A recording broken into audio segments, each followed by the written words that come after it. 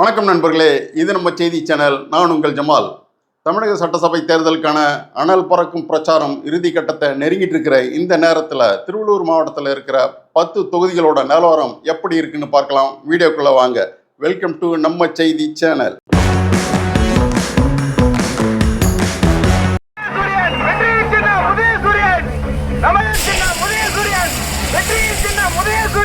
திராவிட கட்சி வேட்பாளர்களின் ரிப்பீட் சீட்டும் ரீவைண்ட் பிரச்சாரமும் புதிய கட்சி வேட்பாளர்களின் வெற்றி கனவை கேள்விக்குறியாக்கி உள்ளது.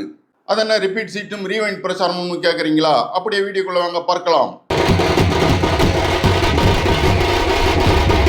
சென்னையை ஒட்டிய திருவள்ளூர் மாவட்டத்தில் கும்மிடிப்பூண்டி, பொன்னேரி, திருத்தணி, திருவள்ளூர், பூந்தமல்லி, ஆவடி, மதுரவாயல், அம்பத்தூர், மாதவரம்னு 10 தொகுதிகள் இருக்கு.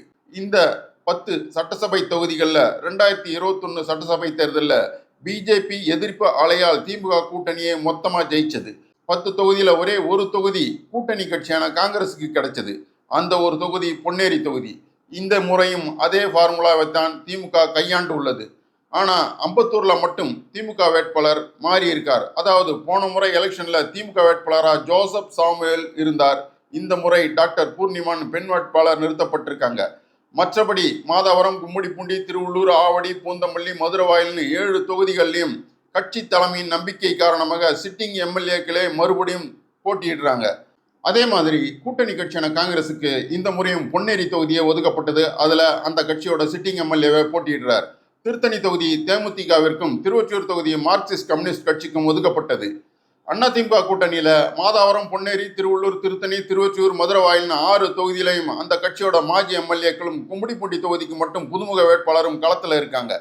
ஆவடி தொகுதியை கூட்டணி கட்சியான பிஜேபிக்கும், அம்பத்தூர் தொகுதியை பாமகவிற்கும், பூந்தமல்லி தொகுதியை அம்மா மக்கள் முன்னேற்ற கழகத்திற்கும் அதிமுக ஒதுக்கி இருக்கு. இப்படி 2 கூட்டணியிலையும் தலா 3 தொகுதிகள் கூட்டணி கட்சிக்கு கிடைச்சிருக்கு. அதே மாதிரி அம்பத்தூர், கும்மிடிப்பூண்டி தொகுதிகளில் மட்டும் திமுக மற்றும் அதிமுக கட்சிகள் புதுமுக வேட்பாளர்களை நிறுத்தி இருக்கிறது குறிப்பிடத்தக்கது. களத்தில் இருக்கிற திமுகவோட சிட்டிங் எம்எல்ஏக்கள், மாவட்ட அமைச்சர் ஆகியோர் திமுக அரசு மூலம் அவங்க தொகுதிக்கு கிடைச்ச திட்டப்பணிகள் பற்றியும், மறுபடியும் ஆட்சி அமைஞ்சால் இனி என்னென்ன கிடைக்கும்னு கட்சியோட தேர்தல் அறிக்கையும் முன் வச்சு பலமாக பிரச்சாரம் செய்துட்டு இருக்காங்க. அதுக்காக பிரச்சார வரவேற்பையெல்லாம் பிரம்மாண்டமாகவே செய்து கூட்டத்தை கூட்டுறாங்க.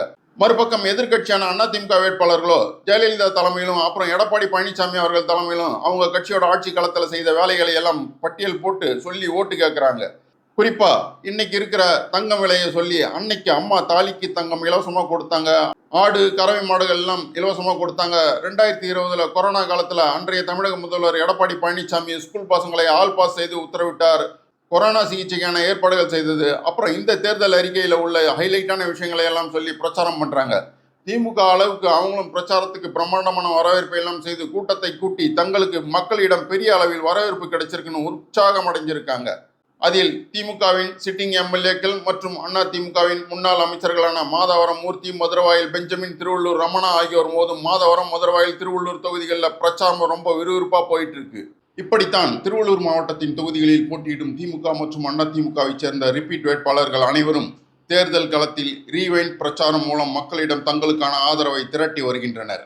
அப்படியே திமுக, அதிமுக காரங்க தங்களோட கூட்டணி கட்சி வேட்பாளர்களுக்கும் சப்போர்ட் பண்றாங்க. ஆனாலும் பொருளாதார பிரச்சனையால அப்பப்போ பிரச்சாரம் கொஞ்சம் டல் அடிக்கத்தான் செஞ்சது. அரசியல்ல இதெல்லாம் சகஜமப்பான்னு சொல்ற மாதிரி தான் இருக்கு. திராவிட கட்சிகளின் நிலைமை இப்படி இருக்க, வழக்கம் போல தனித்து போட்டியிடுற சீமானோட நாம் தமிழர் கட்சி அவங்களோட வழக்கமான போக்கில் பிரச்சாரத்தை பண்ணிட்டு இருக்காங்க. பிரச்சாரம் முடியறதுக்குள்ள சீமான் ஒரு ரவுண்டு திருவள்ளூர் மாவட்டத்துக்கு வந்தால் அவங்க இன்னும் உற்சாகம் ஆயிடுவாங்க. அதே போல தனியை ஆவர்த்தனம் பண்ற நடிகர் விஜயோட டிவிகே கட்சியும் கலர்ஃபுல்லாக களத்துக்கு வந்தாலும் பெரிய அளவில் தேர்தல் அனுபவம் இல்லாததால தடுமாற்றத்தோடவே சுற்றி வராங்க. இருந்தாலும் விஜய் ரசிகர்கள், ஜென்சி ஓட்டர்ஸ், இளைய தலைமுறையினர், அப்புறம் முக்கிய கட்சிகளின் அதிருப்தியாளர்கள் ஓட்டுன்னு கொஞ்சம் கௌரவமான அளவுக்கு ஓட்டுகளை வாங்கிட முடியும்னு நம்புறாங்க. திமுகவை பொறுத்தவரை அரசு நலத்திட்ட விழாக்கள் மூலமாகவும் ஆளுங்கட்சின்ற வகையிலும் ஏதாவது ஒரு சந்தர்ப்பத்தில் மக்களோட தொடர்பில் இருக்காங்க. ஆனால் அங்கங்கே கொஞ்சம் அதிருப்திகள் இருந்தாலும் அவங்களோட மெகா கூட்டணி மற்றும் நிலையான ஓட்டு வங்கி பலத்தால் திருவள்ளூர் மாவட்டம் முழுக்க திமுகவுக்கு சாதகமான நிலைமை தான் இருக்கு. ஆனால் அதிமுக கடந்த 4.5 வருஷமா சுத்தமாக தொகுதி மக்களோட தொடர்பில் இல்லை. அது மட்டும் இல்லை, அந்த கட்சியோட நகரம், ஒன்றியம், மாவட்ட அளவிலான மேல்மட்ட நிர்வாகிகள் யாரும் கீழ்மட்ட நிர்வாகிகளையும் தொண்டர்களையும் கண்டுக்காம விட்டுட்டாங்க. அதனால நிறைய பேர் அதிருப்தி அடைஞ்சிருக்காங்க. இந்த நிலைமையில அதிமுகவுக்கு போன முறை போலவே இந்த முறையும் பாரதிய ஜனதா கட்சியுடனும் மக்கள் நம்பிக்கை இழந்த மேலும் சில கட்சிகளுடனும் சேர்ந்து ஒரு நெருக்கடியான கூட்டணி அமைஞ்சிருக்கு. அதனால பிரச்சாரத்துக்கு வந்து போற செட்டிங் கூட்டத்தால் ஓட்டு கிடைச்சிடும்னு உத்தரவாதம் தர முடியாத நிலைமைதான் பரவலாகவே இருக்கு.